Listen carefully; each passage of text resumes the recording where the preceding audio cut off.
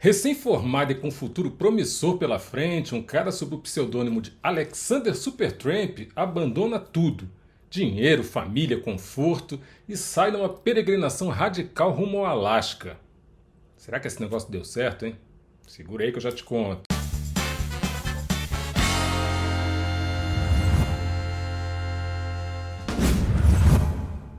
Fala, galera do bem, e é isso!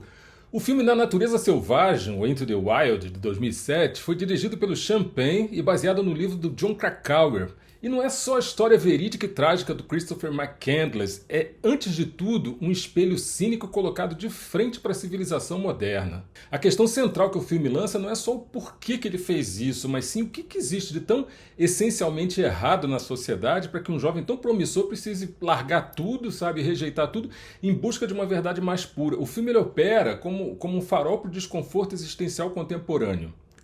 Aquela sensação de que a vida deve ser mais do que a rotina burocrática e esse consumo materialista que a sociedade impõe pra gente. É um grito de revolta contra a moralidade, né, e essa moralidade de rebanho, e a busca pela autenticidade radical. Resumindo, é isso aí. O ponto principal da jornada do McCandless está em conceitos filosóficos e bem profundos, descaradamente o existencialismo. Ele internaliza a máxima do Jean-Paul Sartre, por exemplo, que é a existência precede a essência. O Chris ele se recusa a ser definido pela herança familiar, pela expectativa social ou pelo diploma da universidade. Ele procura construir a própria essência, a identidade, a partir das escolhas mais radicais e de uma liberdade total. Só que a liberdade radical vem com um preço, a responsabilidade total. No momento em que ele corta todos os laços, o Chris assume a responsabilidade completa pelo próprio destino, um ato de coragem e, simultaneamente, uma arrogância trágica. Ele rejeita a má-fé, o auto-engano de viver segundo os valores alheios, para viver fundamentalmente uma vida autêntica. A família McCandless, ela retrata como materialista e hipócrita, se torna o símbolo do mundo que o Chris mais despreza, e a fuga dele acaba ecoando, né, os filósofos cínicos da antiguidade, como Diógenes, que rejeitava as convenções sociais e a riqueza para viver na simplicidade e de acordo com a natureza. O Supertramp, assim, ele se torna um ícone anacrônico, uma espécie de Diógenes moderno, dentro de um ônibus abandonado. A liberdade do McCandless é o que os existencialistas chamam de vertigem, a ausência de um caminho pré-estabelecido que gera um vasto, mas aterrorizante vazio. A natureza selvagem, cheia de indiferença, sabe, com uma beleza brutal, é o palco perfeito para esse confronto com o nada. A jornada para o Alasca não é só uma viagem geográfica, é uma incursão verdadeira na paisagem interior.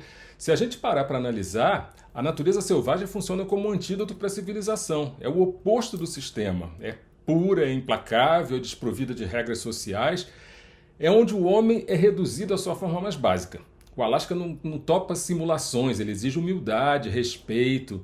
A ironia trágica não está na preparação intelectual do Chris, mas na falta de preparo prático. Ele busca a verdade transcendental, mas falha na verdade material da biologia, da geografia. O idealismo por si só, galera, não é suficiente para a sobrevivência, não. E aí, para além do drama pessoal e da reflexão filosófica, o impacto visceral do filme é inseparável da direção do Sean Penn, um artista, né, cuja marca registrada é a intensidade. Só que em Na Natureza Selvagem, essa intensidade se manifesta de uma delicadeza observacional, um profundo respeito pela jornada do personagem. O ator Sean Penn, que é conhecido pela abordagem de método, né, mergulhando visceralmente nos papéis mais complexos que ele interpreta, aplica essa mesma ética na direção dele. A insistência em filmar a jornada do Chris em ordem cronológica e nos locais exatos, né, desde a Califórnia até o Alasca, não foi um mero capricho, não. Foi uma escolha que priorizou a experiência autêntica e a verdade física, em detrimento do conforto ou da praticidade. Zero tela verde e olá, vida real. A exigência que ele fez de que o Emile Hirsch se submetesse àquela perda de peso para retratar a deterioração daquele homem é um testemunho desse compromisso aí com a verdade. O Penn, né, ao lado do diretor de fotografia, o Eric Gautier, ele construiu um filme com uma estética que equilibrou o épico e o íntimo. A grandiosidade das cenas de paisagens, os wide shots e tal, eles destacam a insignificância do McCandless, sublinhando essa fragilidade humana diante do sublime que é a natureza. Em contrapartida, as sequências com o John Reiner, né, e o velho Ron Frenz são filmadas com uma calidez e uma proximidade surpreendente. O Pen foca nos olhares, nos gestos, nas pequenas trocas de afeto. Enfim, é nesse contraste aí que reside a genialidade da direção dentro desse contexto filosófico todo. O Pen usa o épico da natureza para criticar a civilização e, ao mesmo tempo, usa a delicadeza do close-up para reafirmar o valor essencial da conexão humana. O roteiro, também assinado por ele, mostra uma profunda empatia não só pelo Chris, mas por todos os personagens que cruzam o caminho dele. O Pen transforma a crítica do Chris, né, a crítica à sociedade que ele fez, de uma maneira geral, o lado duro da história, numa ode à delicadeza, à ternura, do lado, né, mais humano da coisa. As pessoas que o Supertramp encontra no caminho dele são vitais para a narrativa. Elas representam exatamente a humanidade que ele tentou deixar para trás. A dor da ausência nessas vidas acaba contrastando com a indiferença dos pais biológicos, né? Mas revela uma verdadeira, sabe, uma verdadeira verdade é absurdo. Vamos dizer assim, uma verdade inescapável. O homem é um ser social. A epifania final do McCandless, né, rabiscada no livro dele antes de falecer, a felicidade só é real quando compartilhada, é o clímax filosófico desse filme. É a refutação final do próprio experimento do isolamento radical. É a constatação mais dolorosa de que a liberdade absoluta, quando ela é praticada no vazio do isolamento, é incompleta e, em última análise, completamente estéril. A jornada do herói, que começou como uma fuga do amor tóxico, né, do amor da família, termina com o reconhecimento da necessidade do amor em si próprio. E aí, para além da direção primorosa, o filme se destacou pelo impacto técnico e cultural também. Teve um orçamento de alguma coisa em torno de 15 milhões de doletas, virou um sucesso absoluto de crítica, de público, arrecadou mais de 60 milhões pelo mundo, recebeu 2 indicações para o Tio Chico de Ouro, incluindo de melhor ator coadjuvante, né, para o veterano Hal Holbrook. E teve uma canção também do Ed Vedder, que venceu o Globo de Ouro de melhor canção original. Aliás, a trilha foi composta inteiramente pelo Ed Vedder, né? Funciona como a voz interior do Alexander Supertramp, capturou toda aquela angústia, toda a euforia, toda a melancolia da busca pela liberdade. Se tornou um diálogo contínuo entre a audiência e o idealismo, né, do McCandless.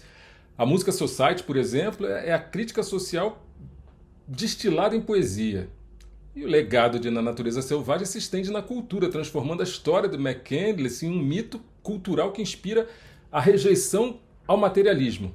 O Fairbanks Bus 142, onde o Chris viveu e faleceu, se tornou um local de peregrinação para o Alasca, o símbolo, né, físico mesmo da busca idealista que o filme consagrou, mas também um lembrete severo da linha fininha entre a liberdade radical e o perigo mortal, tanto que as autoridades tiraram o ônibus daquele local em 2020. Na Natureza Selvagem não dá pra gente uma resposta fácil. A gente não pode simplesmente condenar o Chris como um idealista ingênuo, arrogante e tal, nem glorificar o cara como um santo moderno. O legado dele é exatamente a pergunta não respondida que ele deixou. Como encontrar a autenticidade e a liberdade dentro do constrangimento da sociedade sem fugir dela e sem perder o laço essencial com o outro? A odisseia do Alexander Supertramp, ela não foi um fracasso por ele ter morrido, mas sim uma tragédia por ele ter morrido no momento em que finalmente compreendeu que a chave para a vida plena era exatamente o que ele menos esperava: o retorno. A obra do Champagne é, no final das contas, uma meditação corajosa sobre a busca, a fragilidade da vida e a interconexão indestrutível entre o eu, o mundo e o outro. Foi filosófico pra caramba, né? Sei lá. Acho que me deu vontade de viajar nessa maionese. Assista esse filme, vai. Te recomendo. E a gente se vê no próximo set. Corta!